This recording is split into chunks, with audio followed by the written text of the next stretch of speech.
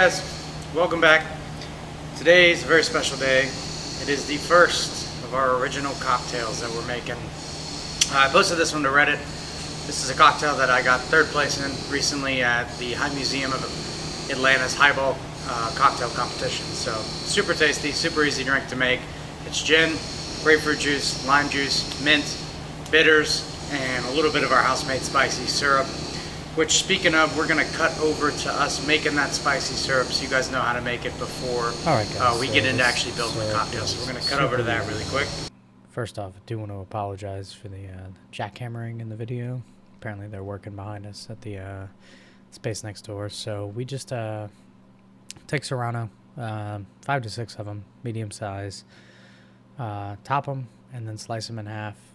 Along with 5 to 6 habaneros, and those are going to go into 2 quarts of simple syrup. That simple syrup is equal parts sugar and water by weight. And then we're going to take that and really gently cook that. And the idea here is that we're going to cook it, and by cooking it, we're breaking down the actual peppers themselves, and they're going to release their flavor and a little bit of the capsaicin, so you can see inside right here. Or just so they have exposure to the actual sugar. So we bring it to a very, very rapid boil as quick as we can, just to generate heat in the pan. That way we don't have to leave it steeping all day long. So we bring it up to the boil, turn it down, and you'll see right here, this is about how we want it when it's done. You can see the peppers have wilted quite nicely. They've gone almost translucent. They almost look like you sweated them if you were cooking fajitas or something. Although if you're cooking fajitas with habaneros, you're a better man than me. So habanero powder.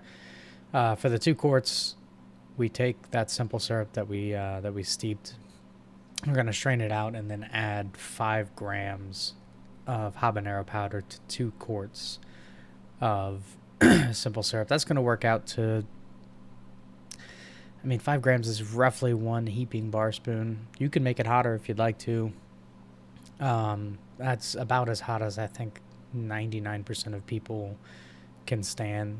We always try to make drinks for kind of the lowest common denominator. So just stir it in. If there's any clumps, you can whisk it. Whisking probably helps a little bit. The reason we use the powder is it just is consistent heat, whereas the steeped peppers kind of lose heat over time. So I don't really know why. I'm no Dr. Pepper, but this just allows us to maintain that heat throughout the whole process. So I'm going to send it back over to me actually making the cocktail. And we're back. So, giving you all the information on how to make that syrup. If you guys have any questions about that syrup, leave it down in the comment section for us. Super easy drink to make. The whole inspiration behind this drink, I went to New York about a year ago, and I ate at a restaurant called John George, 3 Michelin star at the time restaurant. I had this really beautiful dish. It was sea scallops, diver scallops that were caramelized cauliflower, and then underneath was an emulsion of capers and raisins, and I really enjoyed the dish. To me, the biggest takeaway from the dish was how the flavors developed across your palate. So you take that initial bite and you get that slight sweetness from the cauliflower, then you move into that almost buttery quality of the scallop, then the kind of briny saltiness of the capers takes over, and right as you think the capers are going to be overwhelming, the raisins, kind of the sweetness of those, take over and finish off. So I love the idea of that. I love how the flavors developed, and that was the idea behind this cocktail, is to have something that does not that exact thing, but kind of take you on a little bit of a roller coaster ride. So let's go ahead and get started. I always like to do my fresh ingredients first. So this is just mint. It's a bunch of mint.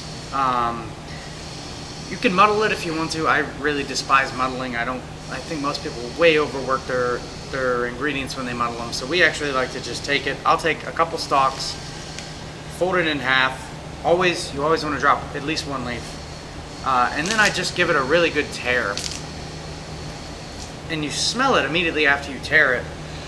And it just really opens up. You're starting to get the oils going in the mint leaves.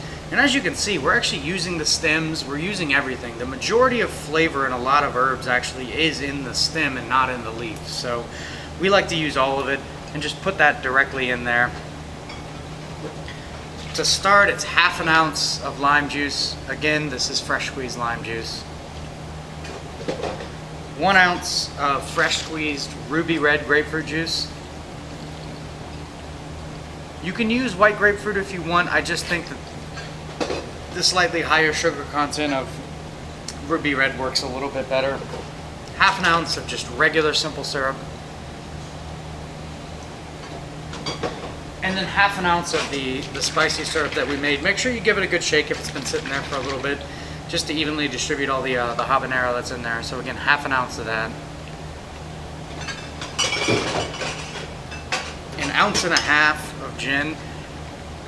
For my personal taste, I really prefer a London Dry. We're using Bell Ringer. I think Bell Ringer works really, really beautifully in there. You can use a different gin if you want to. I really do think a London Dry works best in there. And then just 1 dash of Angostura bitters. And that's it in terms of building it. So we're gonna go ahead and give it a nice shake.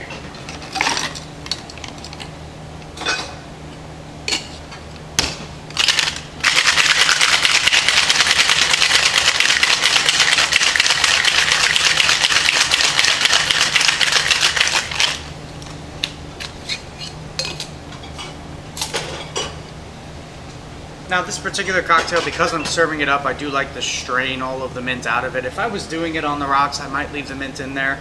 I just think it's a little bit easier drinking experience to strain it out. So we're gonna double strain that.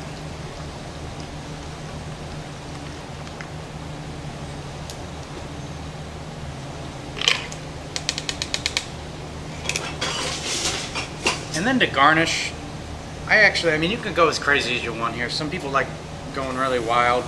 I like simple garnishes. I just take 1 mint leaf, slap it relatively gently. That just gets the oils on the surface going. And then we like to just leave that right in the middle. The nose on this is really fantastic. You get the grapefruit, you get the bitters in there. Because that mint leaf is there, that's really one of the first things you smell as well.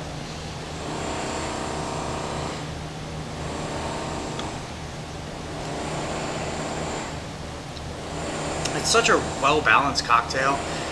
You know, when I made this cocktail, I made it 600 times the other night for the highball competition, and you could see as people would drink it, you know, I'd be going over what was in it, how it tastes, yada yada. At the very end, their eyes always did. Because the habanero that's in there, the powder that we use, literally gets you at the very end. So the idea here was that up front, almost immediately you get hit with the herbs, you get hit with the mints, you get that really bright, refreshing quality. Then you get the slight kind of tart, sweet grapefruit. And then you get that herbal quality of the gin. Right as you think it's gonna finish, that habanero right there at the very end really kind of grabs you and lets you know, hey, there's a little spice to this. And because we use the powder, again, it allows us to dial that heat exactly where we want and have a consistent heat across the cocktails. So, hope you guys enjoyed. If you have any questions, please leave them down in the comments about the cocktail. Thank you for watching. If you liked the video, please give us a thumbs up. Please subscribe.